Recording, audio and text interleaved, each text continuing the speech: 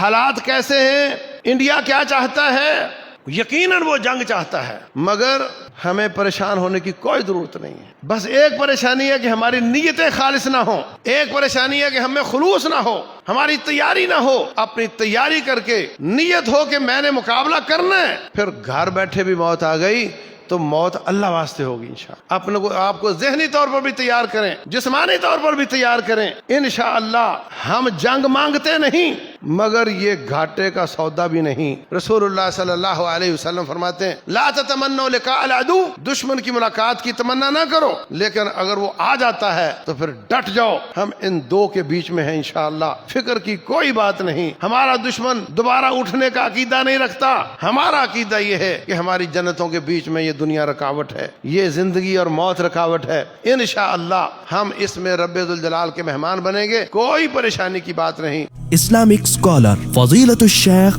مفتی محمد یوسف تیبی حفظہ اللہ تعالی، فاضل Medina university, خطیب مرکز اقصی جی ٹی روڈ گجرانوالہ۔ قال اللہ سبحانہ وتعالی يا أيها الذين آمنوا اتقوا الله وكونوا مع الصادقين ما كان لأهل المدينة ومن حولهم من الأعراب أن يتخلفوا عن رسول الله ولا يرغبوا بأنفسهم عن نفسه ذلك بأنهم لا يصيبهم ظمأ ولا نصب ولا مخمصة في سبيل الله ولا يطعون موطئا يغيظ الكفار ولا ينالون من عدو نيلا إلا كتب لهم به عمل صالح إن الله لا يضيع أجر المحسنين ولا ينفقون نفقة صغيرة ولا كبيرة ولا يقطعون واديا إلا كتب لهم ليجزيهم الله أحسن ما كانوا يعملون۔ اے ایمان والو، اللہ سے ڈرو اور سچے لوگوں کے ساتھ ہو جاؤ۔ جو مدینے میں یا اس کے اڑوس پڑوس میں بدوی رہتے ہیں، ان کے لیے یہ قطعاً لائق نہیں تھا کہ نبی صلی اللہ علیہ وسلم میدان کارزار میں جائیں اور وہ پیچھے کھڑے رہیں، نہ جائیں، یہ ان کے لیے لائق نہیں تھا۔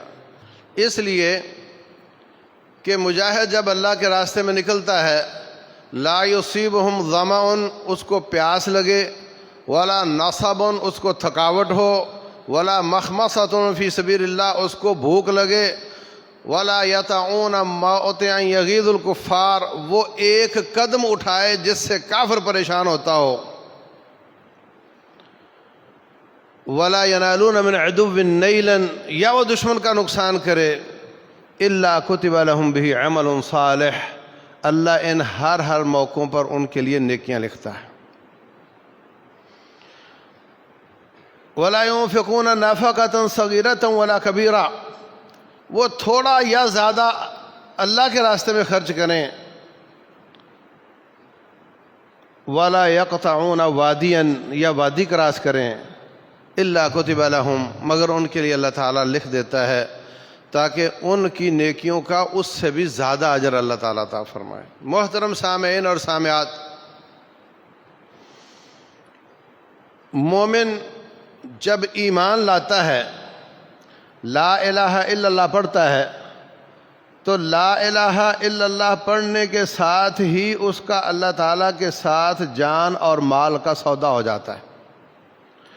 ان اللہ اشتری من المؤمنین انفسہم واموالہم بان لہم الجنہ، لا الہ الا اللہ یہ سودا ہے رب کے ساتھ جان اور مال کا۔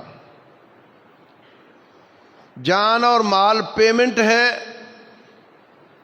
اخلاص کے ساتھ، طاعت کے ساتھ، اور جنت اس کی ڈلیوری ہے۔ اور اگر پیمنٹ رک جائے تو دوسری پارٹی مال کی ڈلیوری روک دیتی ہے۔ اگر کوئی شخص اپنی جان کو اپنا سمجھے، اپنے مال کو اپنا سمجھے اور اللہ کے راستے میں نہ لگائے تو پھر رب اپنا مال روک لیتا ہے۔ اور اگر کوئی شخص اپنی جان اور مال رب کو واپس دے دے، تھی تو وہ رب کی ہی، مگر وہ تیری قرار دے کر اس کا سودا کر رہا ہے، تو پھر اللہ تبارک و تعالیٰ کی جنت تیری ہے اور تیری جان رب کی ہے۔ اور یاد رکھو، اللہ تبارک و تعالیٰ کو آپ جان دینے جاؤ، وہ وقت سے پہلے واپس کر دیتا ہے۔ اگر آپ وقت سے پہلے چلے جاؤ تو واپس کر دیتا ہے۔ اگر آپ بھی دینے جاؤ اور وقت بھی ہو چکا ہو تو قبول فرما لیتا ہے۔ اور یاد رکھو،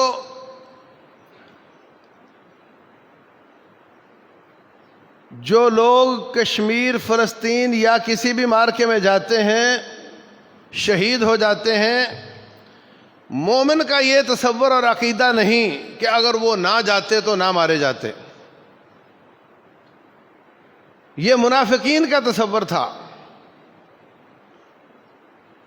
کہ اگر یہ نہ نکلتے تو نہ مارے جاتے۔ مومن کا تصور یہ ہے کہ جو میدان معرکہ میں جاتا ہے، جس کی موت کو اللہ کیش کرنا چاہتا ہے، اس کو وہاں جا کر جان دینے کا موقع دے دیتا ہے۔ موت تو یہاں بھی ہو رہی ہے، یہ روزانہ لوگ مرتے ہیں، روڈوں پر مرتے ہیں، قبرستان میں جگہ نہیں ہے، سب آ رہے ہیں اور جا رہے ہیں، جانا تو ہے، مگر کسی کی زندگی اللہ واسطے ہوتی ہے، کسی کی موت اللہ واسطے ہوتی ہے، کسی کی زندگی اور موت دونوں اللہ واسطے ہوتے ہیں، اور کسی کی نہ زندگی اللہ واسطے ہوتی ہے نہ موت اللہ واسطے ہوتی ہے۔ ساری زندگی اللہ واسطے گزارے، سر سجدے میں سیام اور قیام کے ساتھ، موت اللہ واسطے نہ ہو، اس کا درجہ کم ہو جاتا ہے۔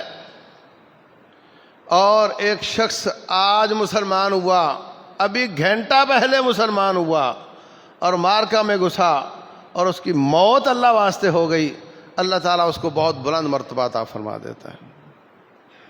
کئی صحابہ کرام، ان کو ایک نماز پڑھنے کا موقع نہیں ملا، میدان معرکہ میں مسلمان ہوا، وہیں سے مارکے میں چلا گیا، وہیں پہ شہید ہو گیا۔ اللہ اکبر۔ تو میرے عزیز بھائیوں، یہ بہت ہی قیمتی اور بہت ہی زیادہ اعلیٰ قدر والا کام ہے۔ ان صلاتی و نسکی و محیای و مماتی للہ رب العالمین، کہ کسی کی عبادات بھی اللہ واسطے ہوں، اس کی زندگی بھی اللہ واسطے ہو، اس کی موت بھی اللہ واسطے ہو۔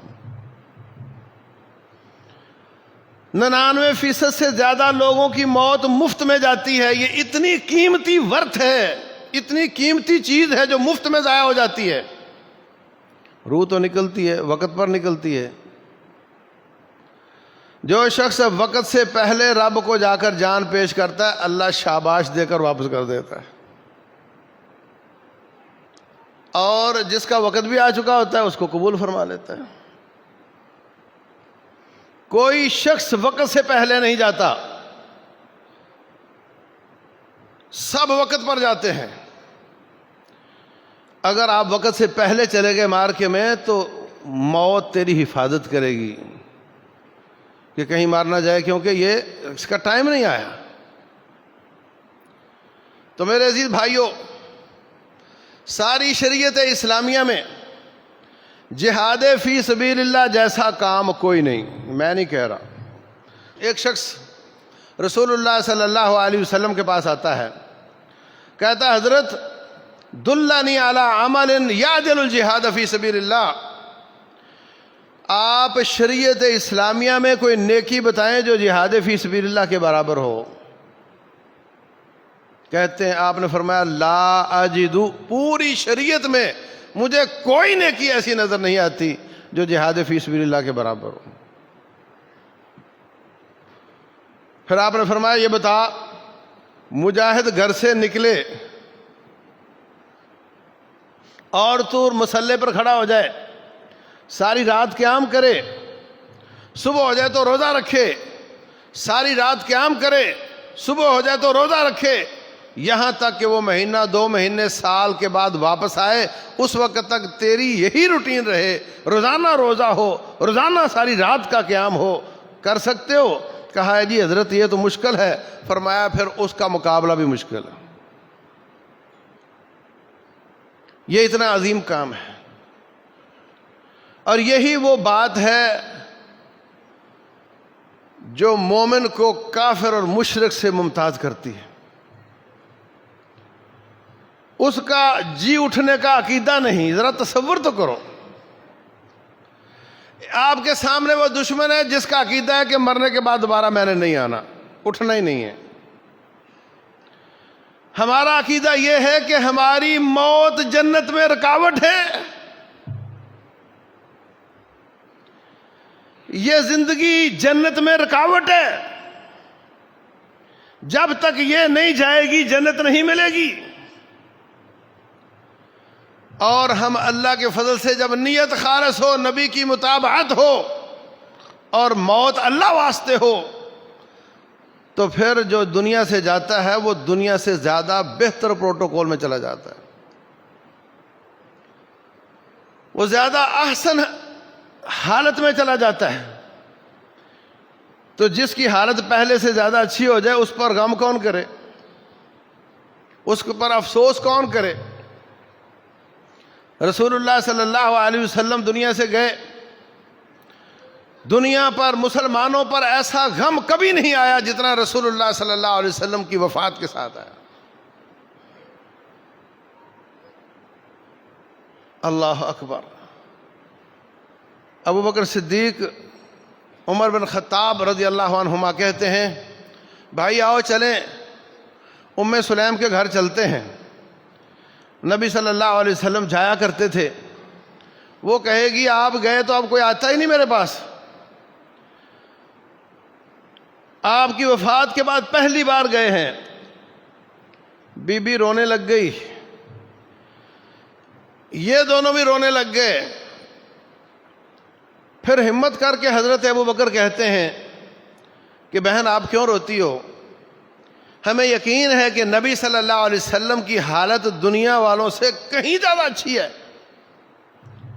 ہم نے آپ کو کون سا بڑا اعلیٰ پروٹوکول دیا ہوا تھا؟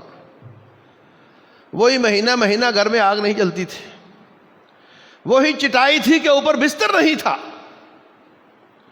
وہی کہ ساری زندگی چپاتی باریک روٹی نہیں چکھی، یہ کیفیت تھی۔ اللہ نے تو آپ کو بہت ساری کائنات سے اعلیٰ مقام دیا ہوا ہے، یہ ہمارا عقیدہ ہے، تو رونے والی کون سی بات ہے؟ تو بھائیو یہ ہمارا عقیدہ ہے کہ انشاءاللہ جو نیک لوگ ہیں، اخلاص والے ہیں، دنیا سے جاتے ہیں تو پہلے سے اچھی حالت ہو جاتی۔ اس لیے مومن موت سے نہیں ڈرتا، دنیا کسی نے کتنی بھی اچھی کر لی ہو۔ یہی وجہ ہے کہ صحابہ کرام دنیا کو اچھا نہیں کرتے تھے، دنیا کو اچھا نہیں کرتے تھے۔ دیکھو تجارتیں بڑھا لینا، مال زیادہ کر لینا یہ اور چیز ہے، اور اپنا اسٹیٹس مینٹین کر لینا یہ اور چیز ہے۔ نبی صلی اللہ علیہ وسلم جب آخری دنوں میں تھے تو آپ مدینے کے سب سے بڑے امیر تھے، بنو نذیر کے باغات آپ کے ذاتی تھے، خیبر میں فدق کا باغ آپ کا ذاتی تھا، ہر مارکے کا 5واں حصہ آپ کا ذاتی ہوتا تھا۔ جن مارکوں میں لڑائی نہیں ہوتی، دشمن بھاگ جاتا، وہ ٹوٹل غنیمت رسول اللہ صلی اللہ علیہ وسلم کا ذاتی ثواب دیدی کوٹا ہوتا تھا۔ لیکن آخری دن بھی بیویوں کے کھانے کے لیے یہودی کے پاس زرہ گروی رکھ کر آپ نے جو لیے ہوئے تھے۔ اپنی ذات کا سٹیٹس مینٹین کرنا اور چیز ہے، کسی سیٹھ کے پاس مال زیادہ ہونا یہ اور چیز ہے۔ وہ مومن اپنا مال بڑھاتا ہے اللہ کی امانت سمجھتے ہوئے، وہ مال کا اپنے آپ کو مالک نہیں کہلواتا، وہ اپنے آپ کو منشی کہتا ہے، مالک اس کا رب سمجھتا ہے۔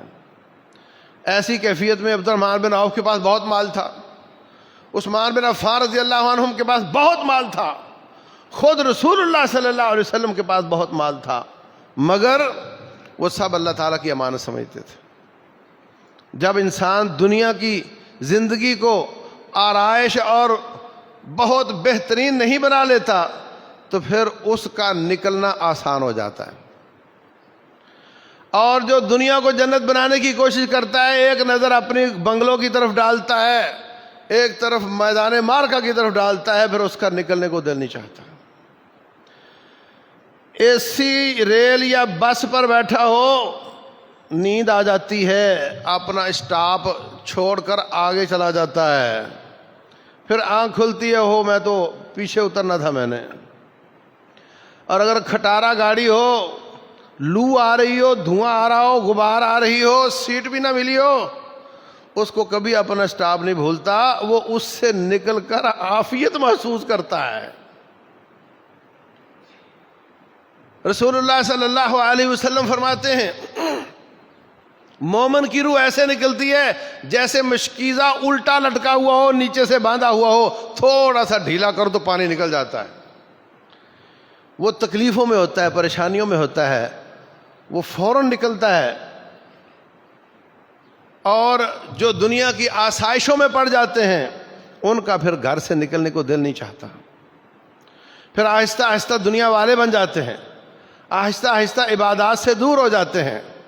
محلے میں مسجد تھی، پیسہ زیادہ آ گیا، گھر بیچ کر کسی بڑی کالونی میں ہاؤسنگ سوسائٹی میں چلا گیا، وہاں بغل میں مسجد نہیں تھی، پھر وہ عورتوں کی طرح گھر میں نماز پڑھنے لگ گیا، پھر آہستہ آہستہ بے دین ہوتا چلا گیا، اس کا پھر اس بنگلو سے نکلنے کو دل نہیں چاہتا۔ تو میرے عزیز بھائیوں، یہ سب جہاد کی تیاریاں ہیں۔ اپنے آپ کو سخت جان رکھنا، مضبوط رکھنا، ذہن سازی کرنا، فکری تربیت کرنا، آسائشوں کا عادی نہ بنانا، یہ سب جہاد کی تیاریاں ہیں۔ اور جب مومن گھر سے نکلتا ہے، اللہ اکبر، گھر سے قدم نکالا، میٹر چلنا شروع ہو گیا، راتوں کا قیام دن کے روزے، راتوں کا قیام دن کے روزے چل رہا ہے، اس کا میٹر کچھ نہ کرے تو یہ نیکی کر رہا ہوتا ہے، یہ سو رہا ہو تو نیکی کر رہا ہوتا ہے، یہ جاگ رہا ہو تو نیکی کر رہا ہوتا ہے۔ فَإِنَّ نَوْمَهُ وَنَبْحَهُ أَجْرٌ كُلُّهُ، اس کی نیند بھی اجر ہے اور اس کا جاگنا بھی اجر ہے، اور اگر نیکیاں بھی کر رہا ہو تو ڈبل اجر ہے۔ گھوڑے پہ بیٹھا، گھوڑے کو ایڑی لگائی، سامان حرب و ضرب تیار کیا، رسول اللہ صلی اللہ علیہ وسلم فرماتے ہیں من جہز غازیا فقد غزا، جس نے مجاہد کا سامان تیار کیا وہ گھر بیٹھا ہے، ایسا ہی اجر ملے گا جیسے وہ جا کر لڑائی کرنے والا ہوتا ہے۔ اور جس شخص نے اس کے بیوی بچوں کا خرچہ اٹھا لیا کہ تو جا، پیچھے سے تیرے گھر کو میں دیکھوں گا، اس کو بھی اتنا ہی اجر ملتا ہے جتنا جانے والے کو اجر ملتا ہے۔ اگر وہ اصلاح اور خیر کے ساتھ پیچھے اس کے گھر کی نگرانی کرے، امانت داری کے ساتھ کرے، خرابی نہ کرے، اور اگر کسی نے خرابی کی، گھر سامان دیتا تھا، آنا جانا تھا، وہاں خرابی کر دی، اس کی عزت کو پامال کر دیا، تو رسول اللہ صلی اللہ علیہ وسلم فرماتے قیامت والے دن رب ذوالجلال اس کو فرمائے گا یہ خرابی کرنے والے کی جتنیاں نیکیاں چاہو اٹھا لو، جتنی چاہو چھوڑ دو، جتنی چاہو لے لو، پھر پوچھتے ہیں صحابہ کرام سے کہ بتاؤ کہ وہ ایک نیکی بھی چھوڑے گا؟ اس کی بیڑا غرق ہو گیا، اس کا تباہی آ گئی۔ سامان لے کر گھوڑے پہ بیٹھا، گھوڑے کو ایڑی لگائی، گھوڑا بھاگا،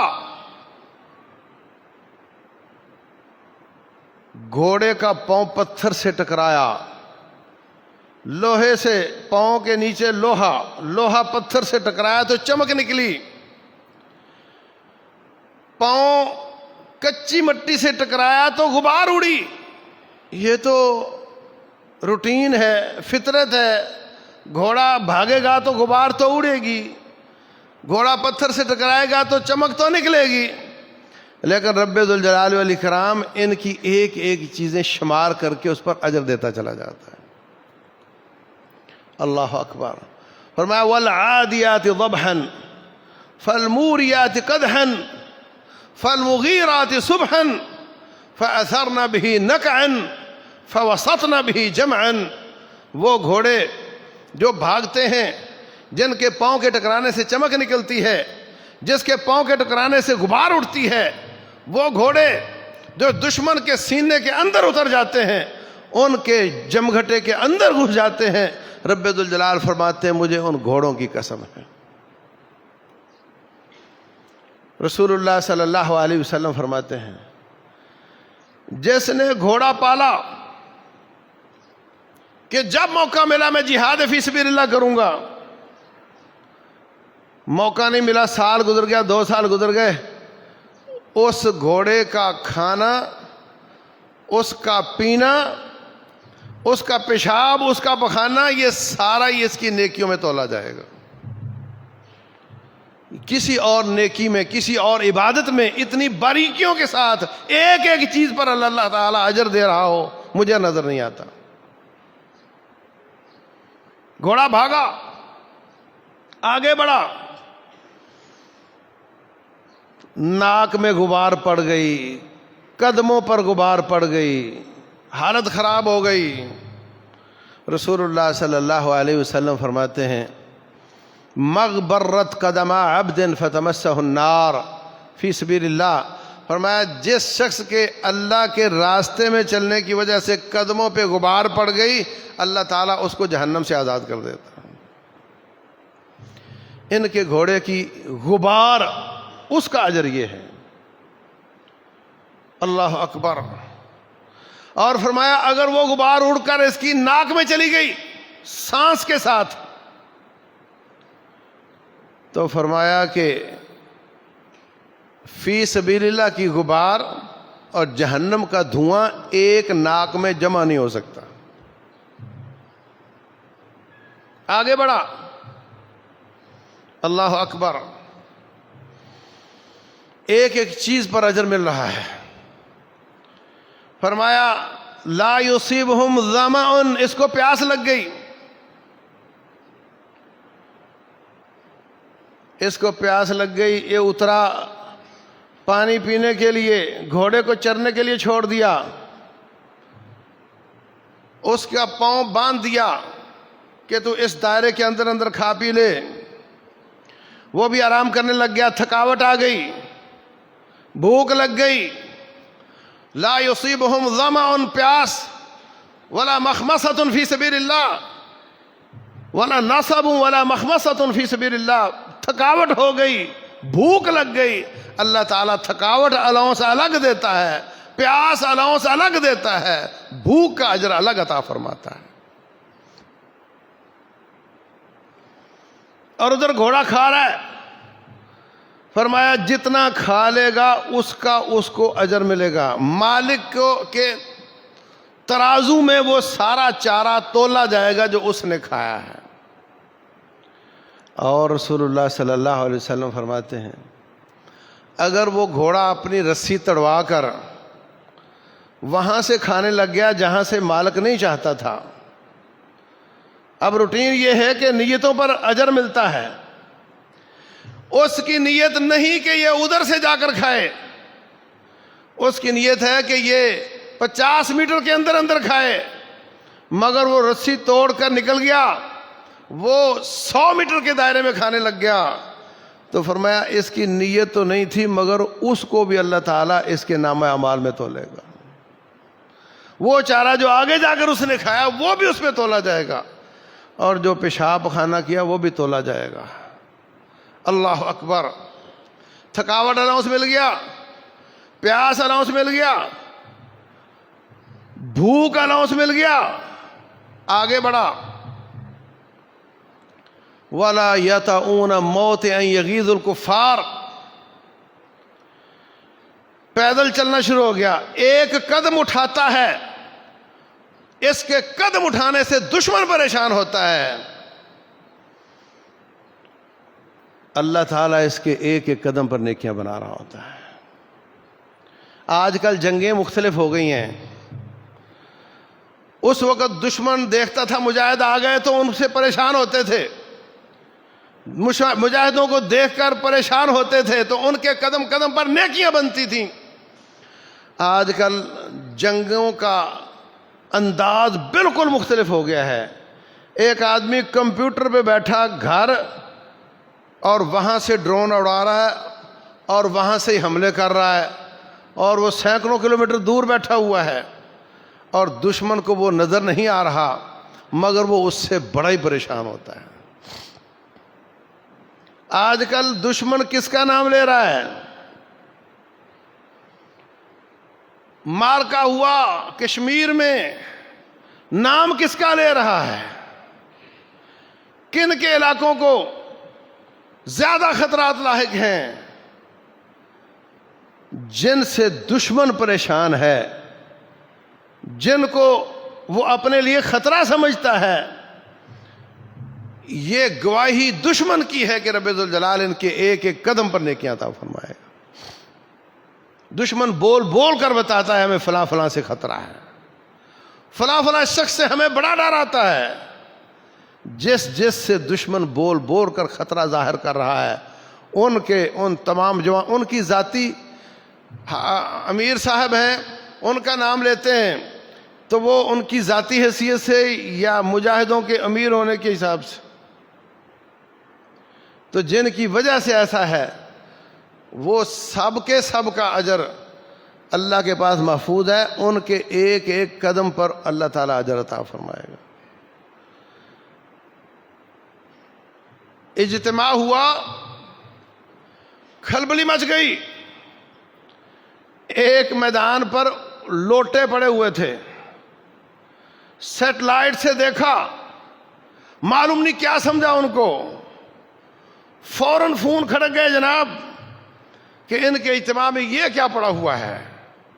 اجتماع تو دنیا میں بہت ہوتے ہیں مگر کسی سے کافر پریشان نہیں ہوتا. رب ذوالجلال فرماتے ہیں وَلَا يَتَعُونَ مَوْتِ أَن يَغِيظُ الْكُفَّارِ. جس کے قدم اٹھانے سے کافر پریشان ہوتا ہے, اللہ اس کے قدم قدم پر نیکیاں لکھ رہا ہوتا ہے. اللہ اکبر. وَلَا يَتَعُونَ مَوْتِ أَن يَغِيظُ الْكُفَّارِ وَلَا يَنَالُونَ مِنْ عَدُوٍّ نَيْلًا. کچھ نہیں کیا, صرف جا رہا ہے, دشمن دیکھ کر پریشان ہوا, قدم قدم پر نیکی ملی. اور اگر مٹ بھیڑ ہو گئی اور اس نے دشمن کو مارا, دشمن نے اس کو مارا, یہ زخمی ہو گیا, اس کا خون نکل آیا, اللہ اکبر. رسول اللہ صلی اللہ علیہ وسلم فرماتے ہیں من یکلم فی سبیل اللہ اللہ اعلم من یکلم فی سبیل اللہ. جو اللہ کے راستے میں زخمی ہوتا ہے, اور رب زیادہ جانتا ہے کہ کون اللہ کے راستے میں زخمی ہوا ہے. قیامت والے دن آئے گا, رنگ تو خون کا ہوگا مگر خوشبو اس سے کستوری کی آ رہی ہوگی, خوشبو اس سے کستوری کی آ رہی ہوگی. اللہ اکبر. اور اگر جان ہی دے دی تو پھر اللہ تعالیٰ اس کو جنت کا وارث بنا دیتا ہے. زخمی ہوا, آگے بڑھا, آگے پہاڑی آ گئی, اوپر چڑھا, پھر اترا, وادی کراس کی. اللہ فرماتے ہیں وَلَا يَتَعُونَ مَوْتِ أَن يَغِيظُ الْكُفَّارِ وَلَا يَنَالُونَ مِنْ عَدُوٍّ نَيْلًا وَلَا يُنْفِقُونَ نَفَقَةً صَغِيرَةً وَلَا كَبِيرَةً.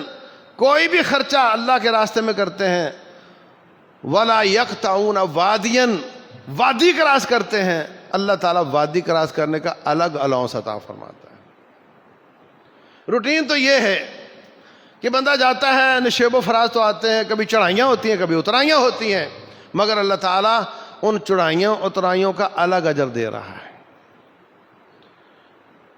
دشمن نے مارا، شہید ہو گیا،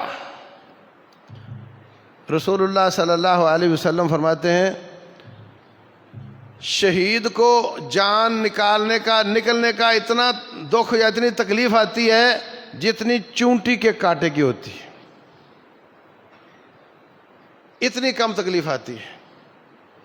اور روح نکلنے سے پہلے اللہ تعالیٰ جنت کا محل پسند کروا دیتا ہے۔ ایسے ہوتا ہے نا، آپ نے ٹوکن بھیج دیا، آپ کو مال پسند کروا دیا جاتا ہے، اور جب آپ فل پیمنٹ کر دیتے ہیں تو مال ڈیلیور کر دیا جاتا ہے۔ ابھی زخمی ہو کر گرا ہے تو مال پسند کروا دیا، روح نکل گئی تو جنتوں کا وارث بنا دیا۔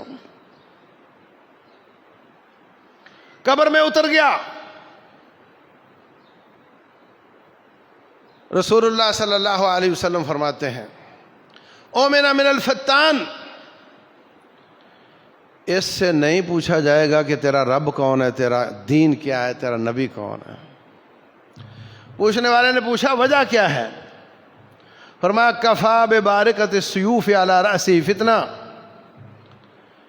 تلواروں کی چمکار، گولیوں کی بچھاڑ اور توپوں کی دھاڑ کے سامنے یہ سینہ تان کر جب آگے بڑھتا چلا جاتا تھا، اس وقت اس کے ایمان کا ایسا امتحان ہوا ہے کہ اب مزید کسی امتحان کی کوئی گنجائش نہیں ہے۔ تلواروں کی چمکار اس کے ایمان کے لیے کی پہچان کے لیے کافی ہے۔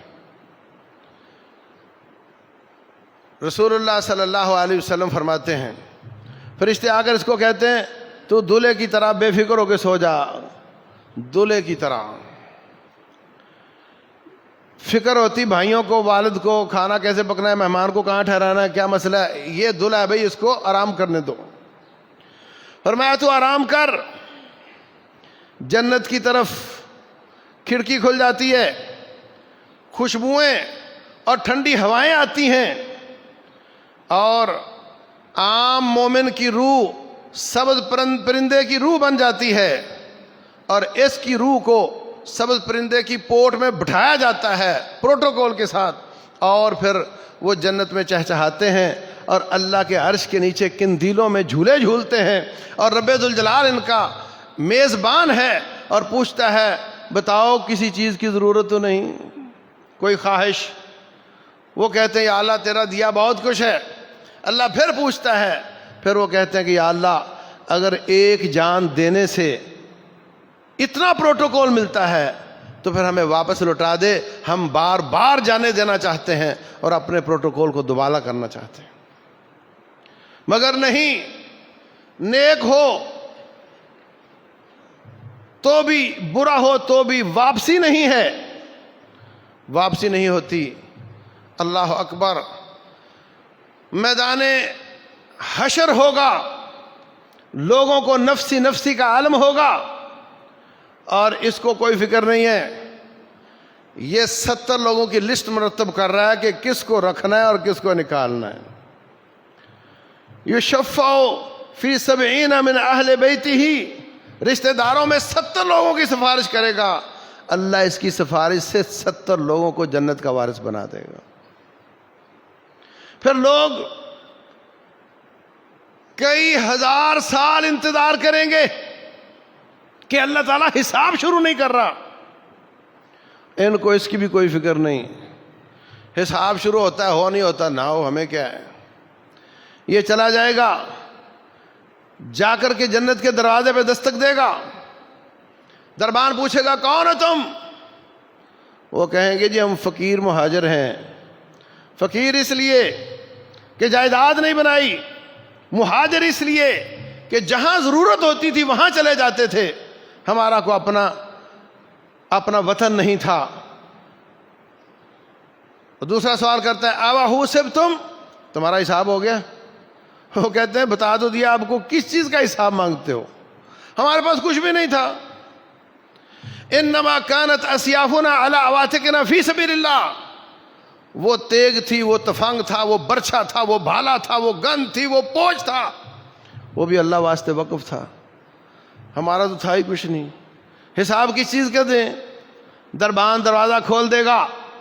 وہ لوگ جو یہ سمجھتے ہیں منافقوں کی طرح کہ اگر مارکے میں نہ جاتا تو نہیں مرتا، وہ سن لیں اگر تمہارے نظریے کے مطابق وہ وقت سے پہلے چلا گیا تو کتنا کہ پہلے چلا گیا؟ 10 سال، 20 سال، 50 سال بعد تو مرنا ہی تھا نا. رسول اللہ صلی اللہ علیہ وسلم فرماتے ہیں فَيَقِيلُونَ فِيهَا 500 عام، 5 صدیاں جنت میں رہیں گے، تب جا کر حساب قائم ہو کر جو پہلا پاس ہو کر آنے والا جنتی ہے وہ داخل ہوگا. جنتیوں حساب دے کر آنے والے جنتیوں سے 5 صدیاں پہلے جنت میں چلے جائیں گے. اگر تم سمجھتے ہو اس دنیا سے جلدی چلا گیا تو وہاں 5 صدیاں دنیا سے پہلے چلا جائے گا.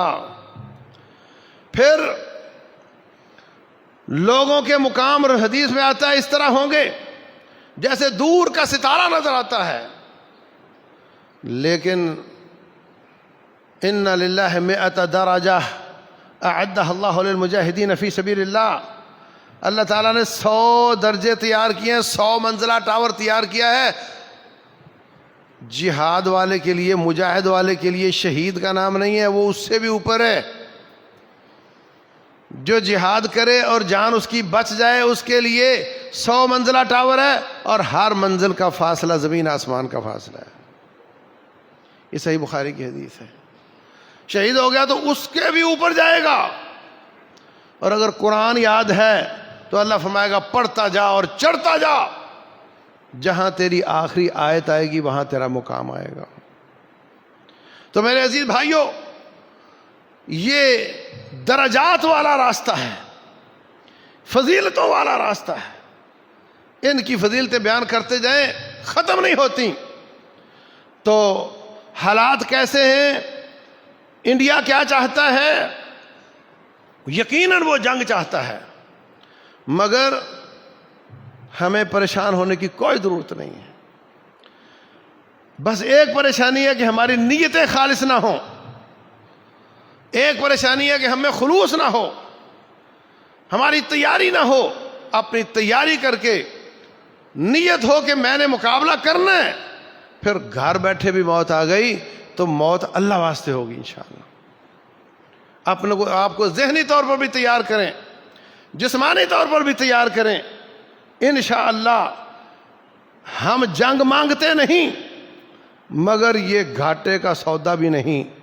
رسول اللہ صلی اللہ علیہ وسلم فرماتے ہیں لا تتمنوا لقاء العدو، دشمن کی ملاقات کی تمنا نہ کرو، لیکن اگر وہ آ جاتا ہے تو پھر ڈٹ جاؤ. ہم ان دو کے بیچ میں ہیں انشاءاللہ. فکر کی کوئی بات نہیں. ہمارا دشمن دوبارہ اٹھنے کا عقیدہ نہیں رکھتا. ہمارا عقیدہ یہ ہے کہ ہماری جنتوں کے بیچ میں یہ دنیا رکاوٹ ہے، یہ زندگی اور موت رکاوٹ ہے. انشاءاللہ ہم اس میں رب ذوالجلال کے مہمان بنیں گے. کوئی پریشانی کی بات نہیں. اللہ تبارک و تعالی سمجھنے اور عمل کرنے کی توفیق عطا.